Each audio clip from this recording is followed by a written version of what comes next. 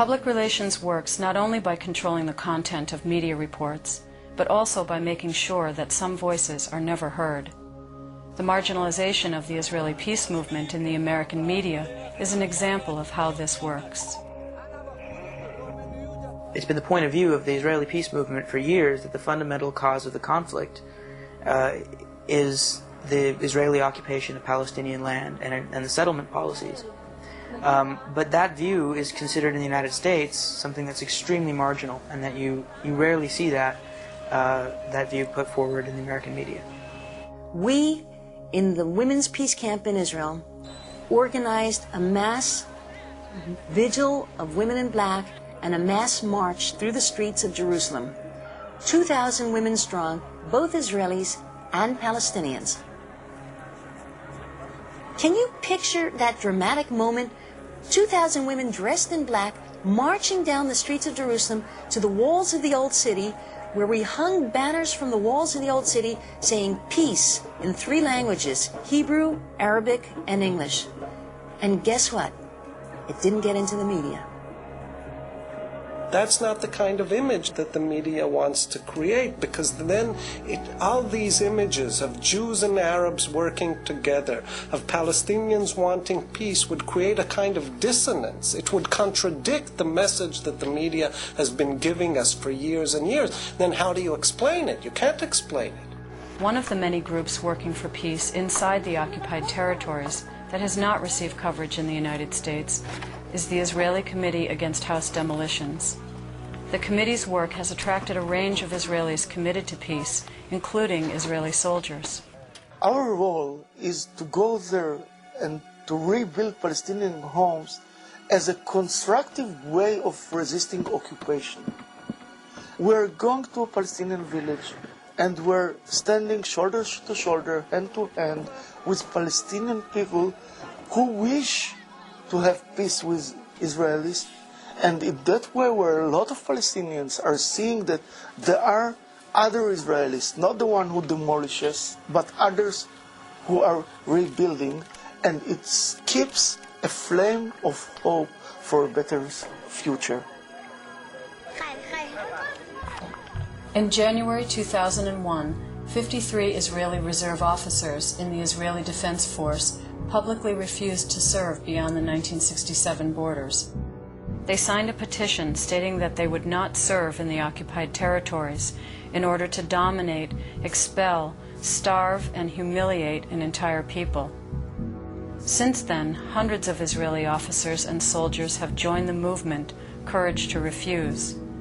For their refusal, they have paid a heavy price, including serving jail time and being labeled traitors.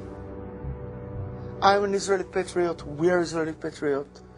I served more than 25 years in the Israeli army as a major in the IDF. All of us were volunteering to do their army service in dangerous places, and we earned the right to say that the occupation doesn't serve the security of Israel. And we're doing it from our stand as a specialist for military job. We're the military. We know what provides security, and we paid with our time and energy. Some of us paid with their blood in order to keep Israel safe. And if from our point of view, as patriots, as Zionists, as officers in the Israeli army, we are saying that the occupation has nothing to do with security, we have the right to say it. There are many American Jews who also believe it is their right to speak out against the occupation. Included among them are Jewish American rabbis. For their refusal to keep silent, they too have suffered threats and intimidation. One part of that intimidation has been to say that any Jew who raises criticisms about a current Israeli policy is a self-hating Jew. But on the contrary, my criticisms and Tikkun Magazine's criticisms of Israeli policy flow directly from our commitment to Judaism and our love for the Jewish tradition and our insistence that it be taken seriously, not just as a bunch of empty words, but as a set of principles that we really take seriously and believe in. The Israeli public relations machine knows that if the views and voices of Jews who disagree with its policies were to become public, it would be impossible to maintain the lie that any criticism of Israel is by definition anti-Semitic.